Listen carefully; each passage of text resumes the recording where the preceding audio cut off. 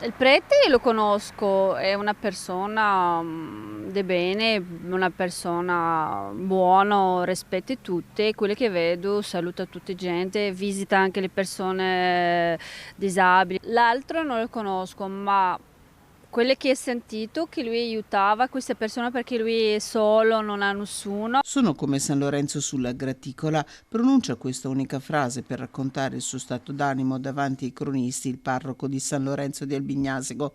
Nella canonica, ora agli arresti domiciliari, vive Francesco Saviane, 37 anni, accusato di molestie su 7 minorenni, divisa la comunità con persone che sostengono il parroco e altre molto preoccupate per la presenza di Francesco Saviane in luoghi frequentati da minori come la scuola dell'infanzia. La notizia è sicuramente drammatica e ovviamente ora si dovranno accertare tutte le accuse che sono state rivolte e in questo senso quindi è anche una sorta di ci vuole una sorta di precauzione da parte di tutti noi. D'altronde questi fatti è chiaro che colpiscono la comunità nel profondo, quando coinvolge i minori a maggior ragione diventa un tema particolarmente sensibile che scuote la comunità. I genitori della scuola dell'infanzia, preoccupati, hanno scritto una lettera indirizzata al vescovo di Padova, Monsignor Claudio Cipolla, al vice sindaco reggente di Albignasego, Gregory Bottin, alla parrocchia stessa e attendono risposte e rassicurazioni.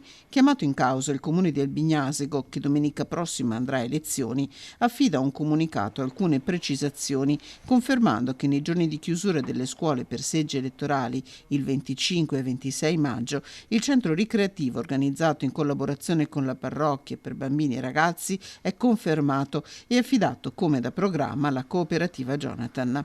A urne chiuse, la nuova amministrazione assumerà, se necessario, le iniziative per dimostrare la vicinanza alle famiglie della comunità.